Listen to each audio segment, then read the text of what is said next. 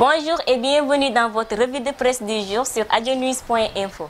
Les affaires judiciaires toujours à la une des journaux parvenus à Adionews. Traitant de la clôture de l'information judiciaire de l'affaire Bassirou Faye, l'observateur donne ses mauvais arguments qui ont perdu le pas. Selon le journal, le contradicteur dans cette affaire est le témoin et ami du défunt, Tete Diagne, qui a toujours démenti le procureur et disait que le tueur est un homme élancé, de forte corpulence, de teint clair et portant un casque dont la visière était élevée au moment des faits. Un portrait robot de Bougalem qui n'a rien à voir avec Tombong Wali, premièrement chargé par le procureur. Alors pour établir une inculpation de Wali, il fallait régler l'équateur Sétédian qui est un témoin oculaire, explique l'observateur. Ce qui n'est pas du goût du père de Bougalem, qui dit sa colère dans le témoin en dénonçant une parodie de justice et innocentant son fils. Les pères de Tombong Wali et de Sidi Bougalem parlent, titre le populaire. Dans ce journal, le père de Wali rend hommage à un doyen des juges, un homme qui ne dit que la vérité, alors que celui de Bougalem se dit déçu et surpris avant de menacer. Ça ne fait que commencer, c'est un jeu et on va jouer. J'avais foi en la justice, mais Sud Quotidien revient sur la sortie des avocats de l'État après le verdict de la Cour suprême et note que